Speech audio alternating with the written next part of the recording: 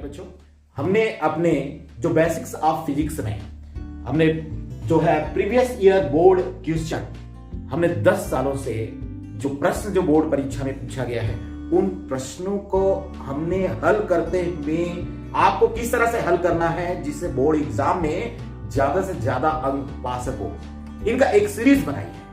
ये सीरीज आपको क्रमशः हमारे बेसिक्स ऑफ फिजिक्स की जो वीडियो है उसमें आपको आते रहेगा। आप उनको जरूर देखिए और बोर्ड पेपर में ज्यादा से ज्यादा अंक प्राप्त करने की कोशिश कीजिए। आप यदि उस वीडियो को देखते हैं तो आपको अधिकतम मार्क्स कैसे आता है ये उनका ट्रिक आपको बताया जाता है।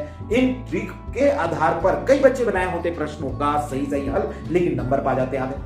क्यों आधे पाते हैं? ये सारी ट्रिक आपको उन वीडियो में आपको मिलेगा और इन वीडियो को ज्यादा से ज्यादा देखिए जिससे आपको प्रीवियस ईयर के प्रश्नों का हल आपको मिल जाए और ये जब पेपर में आए तो आपको किसी प्रकार की घबराहट ना हो। इसको ध्यान में रखते हुए हमने अपनी जो बेसिक्स ऑफ फिजिक्स में ये सीरीज बनाई हुई है, जिसको आप ज्यादा से ज्यादा देखें, लाइक करें और सब्सक्राइब करें, जिससे आसानी से आपके पास वीडियो हमेशा ये वीडियो 10 इयर्स क्वेश्चन का वीडियो आपके पास पहुंचते रहे, जिससे आप अपने घर का नाम रोशन करें और देश का नाम रोशन करें, राज्य का नाम रोशन करें। बोर्ड का प्रश्न है वो प्राय पूछा जाता है करंट इलेक्ट्रिसिटी में कि किरचॉफ के नियम लिखिए और इसकी सहायता से व्हीटस्टोन सेतु की संतुलन अवस्था के लिए आवश्यक प्रतिबंध निकालिए।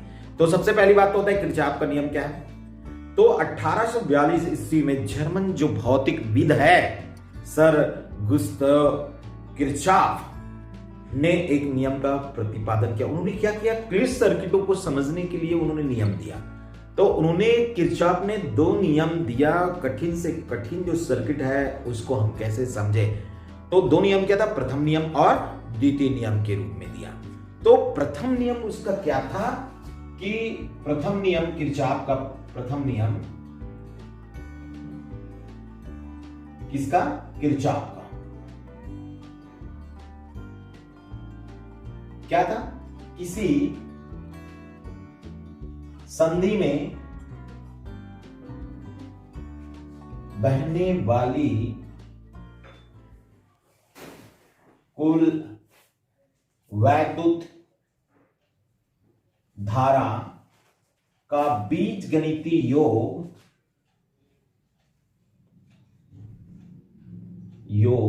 0 होता है।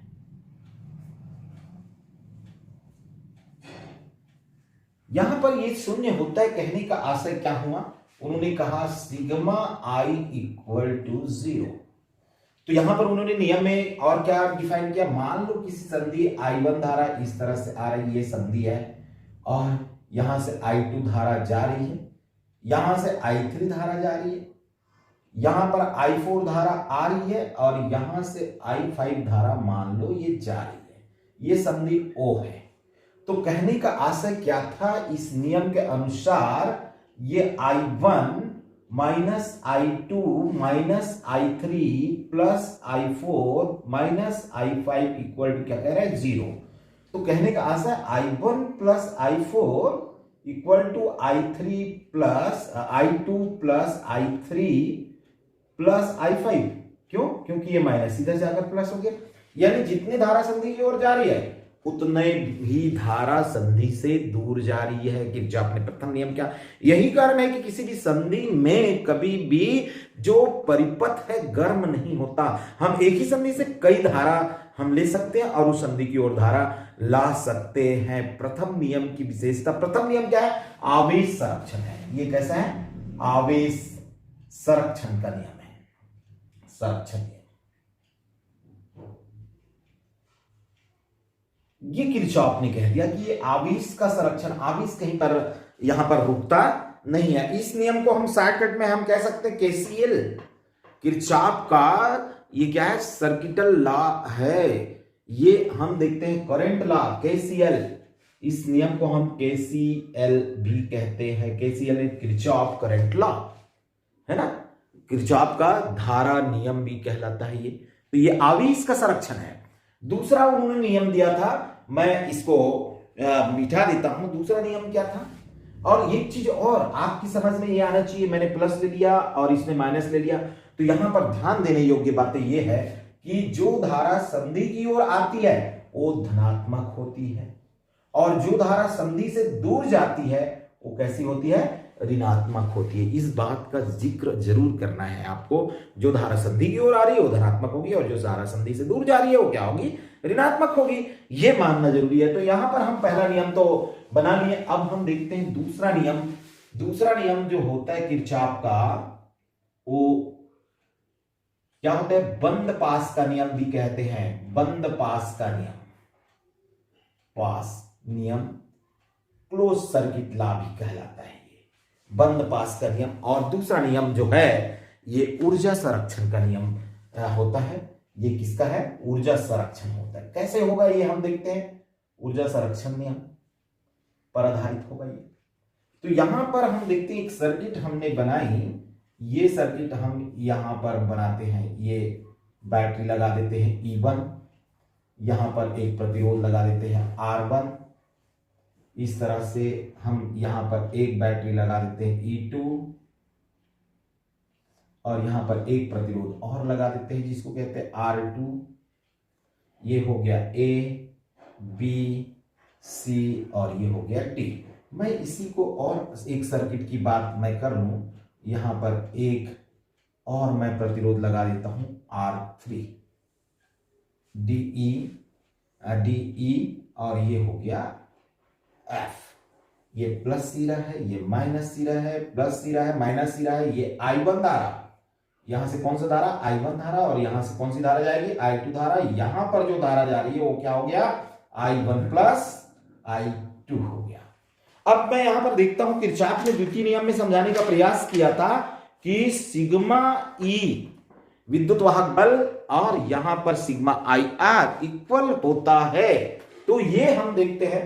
पहले हमने बंद पास ये लिया, बंद पास ये, दूसरे में बंद पास ये लूंगा। तो यहां पर मैं कहता हूं कि इसकी व्याख्या करने के लिए बंद पास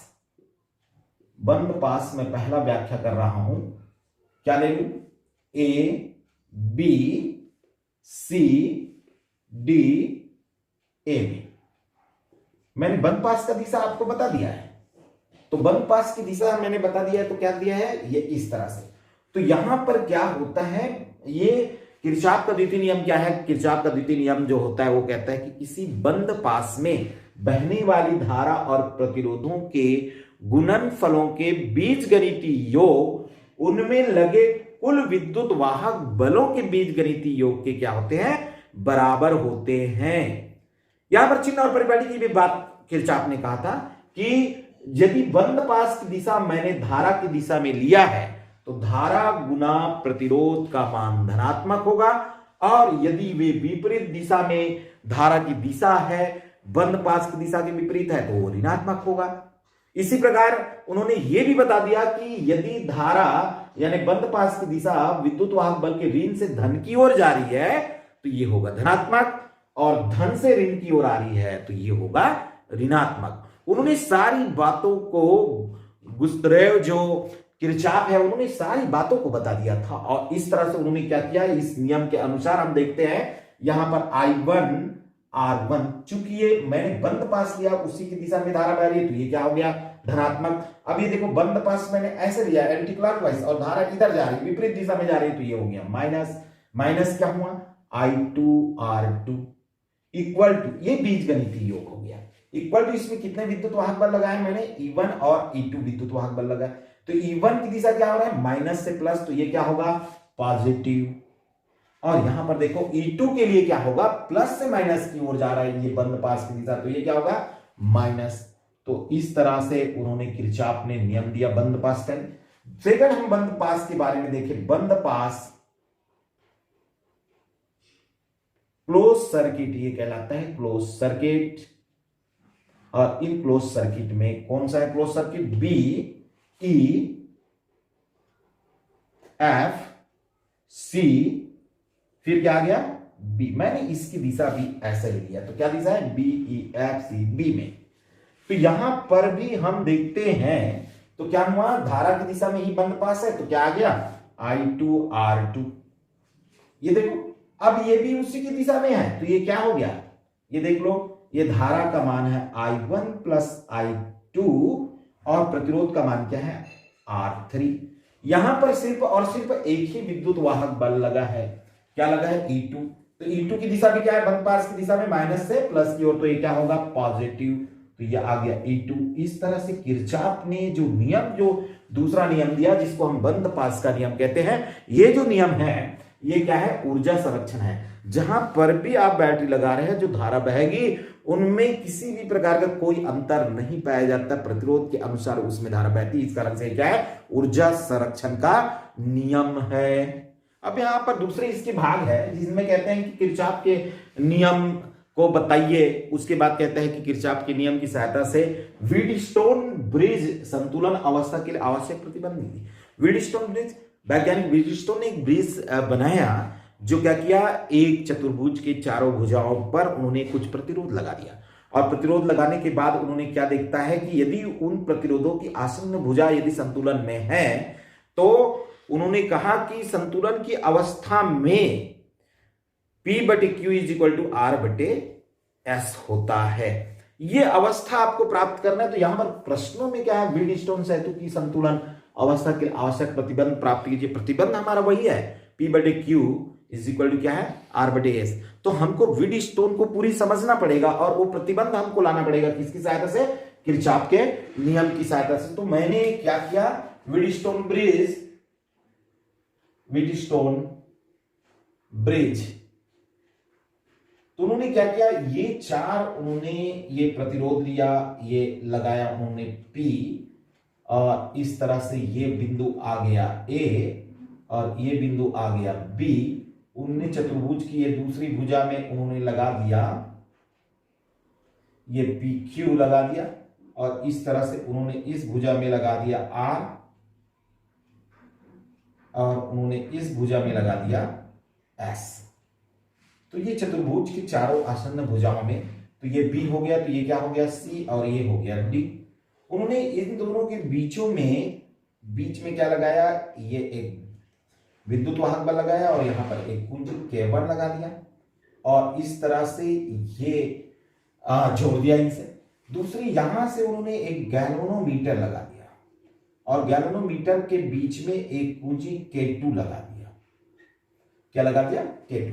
तो इनसे बहने वाली जो धारा होगी वो धारा कैसी बहेगी, ये I धारा जो आ रही है वो यहां पर दो भागों में बढ़ जाएगा, I1 फिर यहां पर हो गया I2 के रूप में, फिर यहां पर जाता है I3 के रूप में, यहां पर जाएगा I4 के रूप में, और ये गैल्वेनोमीटर में IG के रूप में ये धारा बहती है। तो इस तरह से उन्होंने ये बात कही कि संतुलन कैसे होगा। संतुलन ये होगा, A और C के बीच में यदि बैटरी जोड़ दी जाए और B और D के बीच विकर्णों में यदि गैल्वेनोमीटर दे दिया जाए, तो यदि संतुलन है यानी B और D के बीच का विभवांतर बराबर है, तो ये बराबर है, तो उन्होंने VB = VD कहा, और इस स्थिति में वो क्या कहता है कि P/Q = R/S। तो हमको इन्हीं ये जो शर्तें हैं इनको हमको निकालना है, जिसको हम दूसरी भाषा में, ये प्रश्न में, बोर्ड की प्रश्नों में ये पूछ देता है दूसरी भाषा में। तो यहां पर मैं इनकी डिटेल और ना जाऊं, तो यहां पर मैं देख रहा हूं कि ये धारा जो है आपको दिख रहा है I1, I2, I3, I4, और कुल मिलाकर ये धारा क्या हो जाता है, I हो जाता है। फिर से ये बाहर निकल गया तो I धारा हो गया। तो मैं देखता बिंदु B पर, व्याख्या में मैं देख रहा हूं, अब बिंदु B पर क्या हो रहा है, I1 धारा संधि की ओर आ रहा है, तो I1, I2 धारा संधि से दूर जा रहा है तो I2 माइनस हो जाएगा, IG धारा भी जा रहा है तो IG माइनस होगा, बराबर क्या है, 0 होगा, क्योंकि ये संधि पर किरचॉफ के B पर किरचॉफ के प्रथम नियम द्वारा यही प्रश्न में पूछा गया है कि किरचॉफ के नियम की सहायता से आवश्यक प्रतिबंध प्राप्त कीजिए। इसकी सहायता यानी किरचॉफ के नियम लागू आपको करना पड़ेगा, है ना। प्रश्नों को आपको बिल्कुल समझना है, प्रश्न को नहीं समझोगे तो इसका उत्तर कहीं और चला जाएगा और आपका जो आंसर है वो गलत हो जाएगा। तो इन प्रश्नों को समझना, इनकी सहायता से यानी किरचॉफ के नियम। तो किरचॉफ का कौन सा नियम लग गया यहां पर, प्रथम नियम। तो हम देखते हैं I1 = I2 + IG, अब मैं कहता हूं संतुलन की स्थिति में जब बी और डी संतुलित है, ये देख लो, तो संतुलन की स्थिति हम कहते हैं इस स्थिति में क्या होगा, IG में कोई धारा नहीं बहेगी। जब विभव बराबर हो जाते हैं तो उनसे किसी भी प्रकार का विद्युत धारा नहीं बहता। जब विभव में असमानता होती तब धारा बहती है। तो IG इक्वल टू क्या हो गया, 0। तो मैं कह सकता हूं ये भाग 0 हो गया, तो I1 इक्वल टू क्या आ गया, I2। ये हो गया इक्वेशन आपका फर्स्ट। इसी प्रकार से बिंदु डी पर फिर से मैं कह दूं किरचॉफ के प्रथम नियम द्वारा, ये फिर से मैंने किरचॉफ का प्रथम नियम लगा दिया। तो डी पर क्या हो रहा है, I3 धारा आ रही है तो ये पॉजिटिव होगा, I4 धारा जा रही है तो ये ऋणात्मक हो गया, IG धारा भी आ रही है तो ये क्या हो गया, धनात्मक हो गया, इक्वल टू 0। तो मैं कह सकता हूं I3 plus IG equal to I4। और संतुलन की स्थिति में फिर से मैं कह दूं, संतुलन की स्थिति में IG इक्वल टू क्या होता है, 0। संतुलन की स्थिति कब पैदा हो जाती है, जब हम इसमें K1 कुंजी लगाते हैं, फिर K2 कुंजी लगाते हैं, और ये दोनों का मान किसके द्वारा संतुलन होगा, P में लगा रेजिस्टेंस और Q में लगा रेजिस्टेंस के अनुपात, R में लगा रेजिस्टेंस और S में लगा रेजिस्टेंस के अनुपात के बराबर हो जाए, तो ये संतुलन की स्थिति कहलाती है। इनको भी आपको ध्यान देना है, यही है शर्तें हमारे भी। तो हम देखते हैं कि संतुलन की स्थिति में ये आ गया तो क्या हुआ, I3 इक्वल टू I4, ये इक्वेशन हमारा आ गया सेकेंड। अब मैं बंद पास मेरे को लेना पड़ेगा, तो बंद पास मैं क्या लूं, एक बंद पास मैं यहां पर ले लेता हूं, पहला बंद पास, ये देखो ये बंद पास नंबर 1, और इसको मैं ऐसा ले लूं बंद पास नंबर 2। तो यहां पर मैं ले रहा हूं, उसमें मैं थोड़ी सी बात इसको मैं निपटाकर ये मैं बात करूं, यहां से थोड़ी सी आगे आ गया। किरचॉफ के प्रथम नियम, मैं ये प्रथम शब्द यहां पर लिख दे रहा हूं, ये इसमें भी मैं प्रथम यहां पर लिख देता हूं, थोड़ी सी स्पेस को मैं बचा रहा हूं, प्रथम नियम। तो ये स्पेस मेरा आ गया, तो मैं कहता हूं कि बंद पास द्वितीय नियम, बंद पास क्या आया हमारा, यहां से मैं ले लूं तो B A D B में किरचॉफ के कौन सा नियम लागू होगा, द्वितीय नियम द्वारा, द्वितीय नियम यहां पर आ गया। तो दोनों नियम का उपयोग करते हुए हमको आवश्यक शर्तें तक पहुंचना है। तो यहां पर देख लीजिए कि ये क्या हो रहा है, विपरीत दिशा में आ रहा है, तो ये क्या होगा, ये जैसा मैंने बंद पास ऐसा लिया है, तो यहां पर क्या आ गया, ये माइनस I1P, ये इस दिशा में और ये उसी दिशा में, तो प्लस हो गया I3R, ये देख लीजिए, और ये भी विपरीत दिशा में आ रहा है, माइनस IgG इक्वल टू, इस बंद पास में मैंने किरचॉफ के नियम के अनुसार कोई भी विद्युत वाहक बल नहीं लगाया, इस कारण से क्या हो गया, 0 आ गया।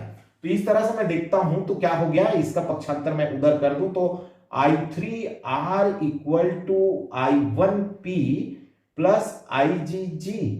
फिर से संतुलन की स्थिति में कह सकता हूं Ig इज इक्वल टू 0, कब, संतुलन की स्थिति में।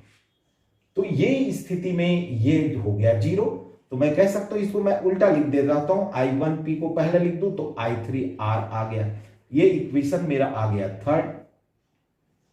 इस प्रकार से मैं दूसरा और एक बंद पास यहां पर लिया हूं, बंद पास जो है क्लोज सर्किट, बंद पास मेरा क्या आ रहा है, यहां पर मैंने ऐसा लिया B D, ये आ गया C, फिर B में किरचॉफ के पुनः द्वितीय नियम, किरचॉफ के द्वितीय नियम,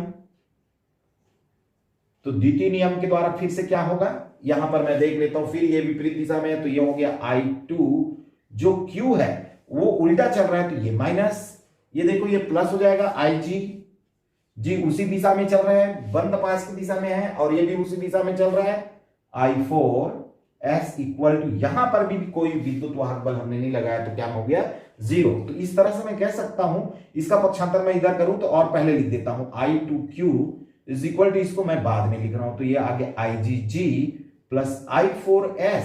संतुलन की स्थिति में फिर से वही बात, संतुलन की स्थिति में IG इक्वल टू क्या होगा 0, तो मैं कह सकता हूं I2Q इक्वल टू I4S, ये हमारा आ गया इक्वेशन 4।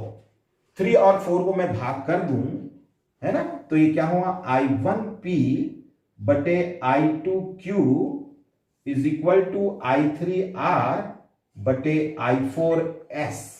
हमने पहला और दूसरा इक्वेशन में देखा I1 I2 इक्वल है, तो I1 I2 ये भी कट जाएगा, इसी प्रकार I3 I4 इक्वल है, तो ये भी कट गया।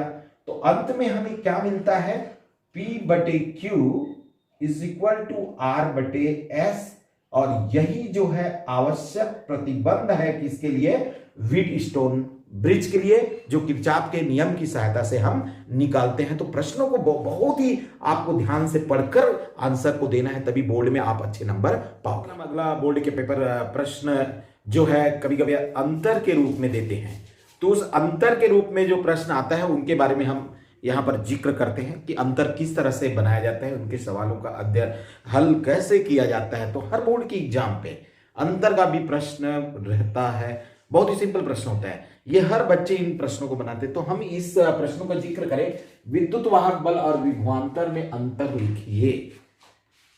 यहां पर आपको 3 बातों का जिक्र मैं आपसे बता दूं, इन बातों को देखना है। जैसे पहले आता है विभव।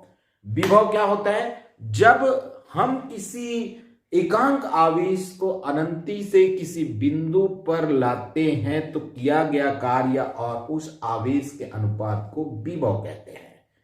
तो यहां पर क्या होता है, विभव V is equal to W/Q0।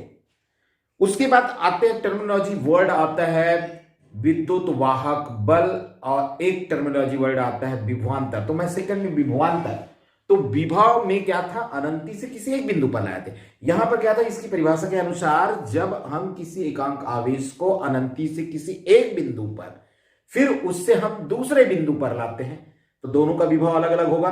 तो उन दोनों विभव के अंतर को हम क्या कहते हैं, विभवांतर कहते हैं।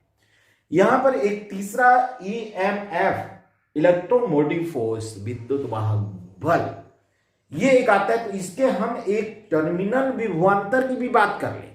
विभवांतर, विभव में बहुत सारे टर्मिनोलॉजी वर्ड होता है जिसको टर्मिनल विभवांतर कहा जाता है।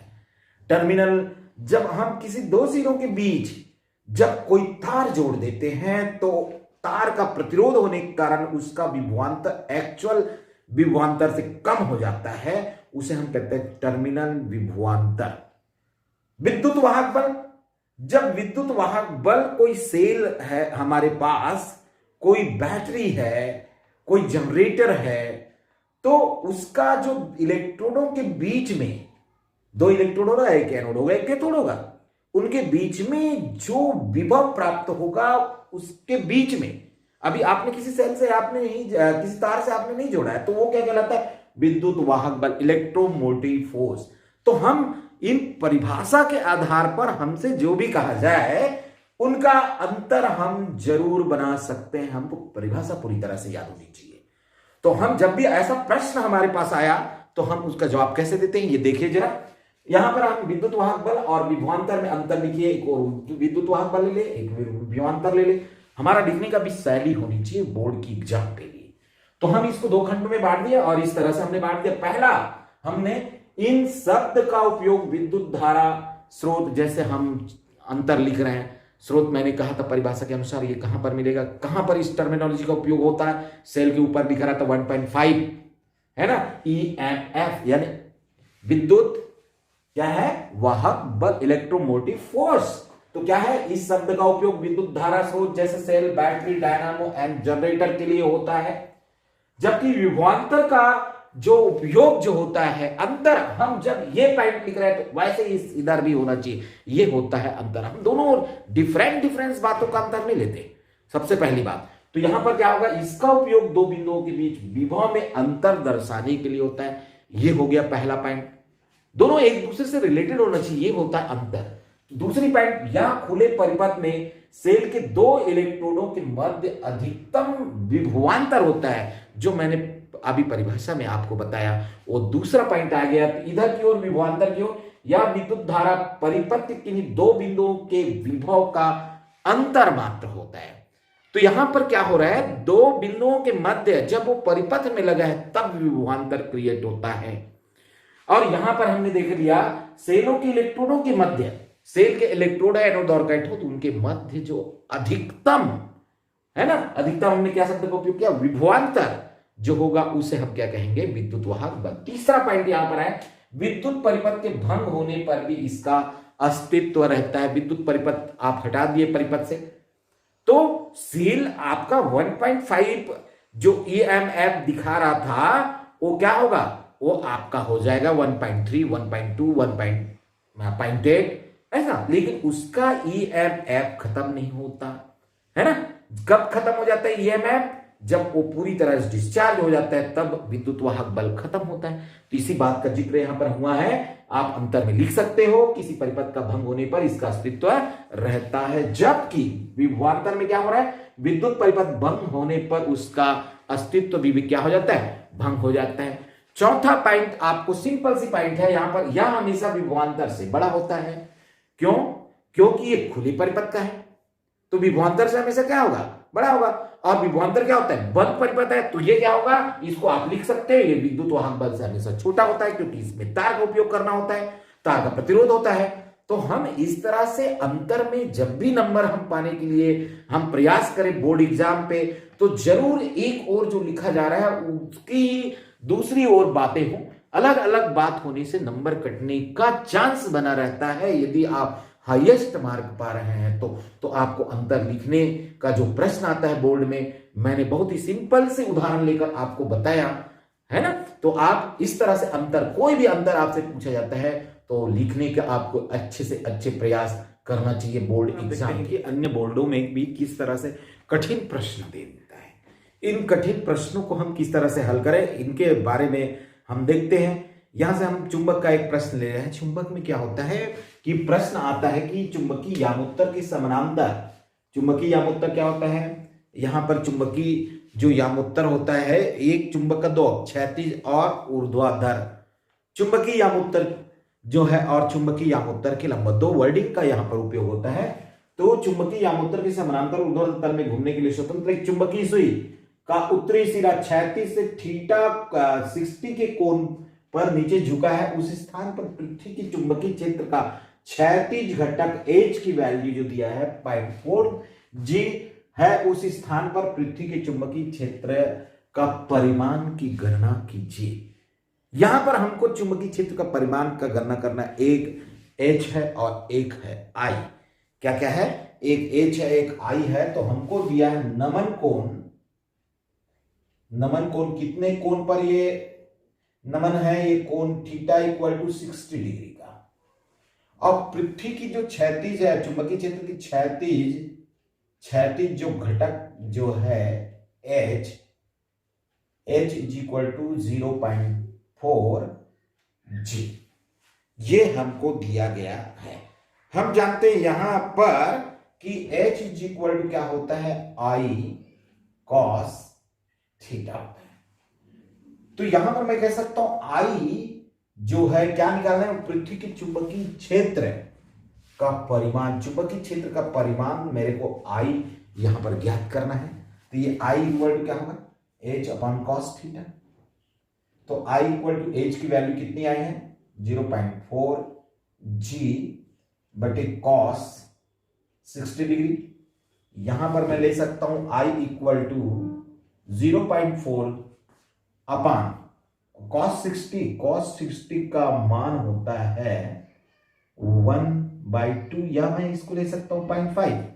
तो I इक्वल टू कितना ले लो, 0.4 upon 0.5, I equal to 4/5, I equal to कितना हो गया 0.8। तो यहां पर हमारा जो वैल्यू जो आता है 0.8 क्या है, गीगा जो बाइट जो हम यूज करते हैं, ये हमारे पास आई की वैल्यू जो आ जाता है। इस तरह से हम देखते हैं चुंबकीय क्षेत्र का प्रश्न जो है बड़ा सिंपल होता है। जब एक दूसरे से स्पर्श लागू होता है उस समय जब ये आता है, तो हम बनाने में बिल्कुल ध्यान दें कि हमारा गणित जो है, कई बार प्रश्न बहुत बड़ा दिखता है, उसका आंसर हल जो बहुत छोटा होता है। तो हमको प्रश्न पढ़कर घबराना नहीं, बहुत ही आसानी से हमको बनाना है। हर बोर्ड के पेपर जो पुराने पेपर 10 इयर्स पेपर को सॉल्व करके रखना है, हमारा बोर्ड एग्जाम आसानी से क्या होगा, हम पार कर जाएंगे, नो टेंशन।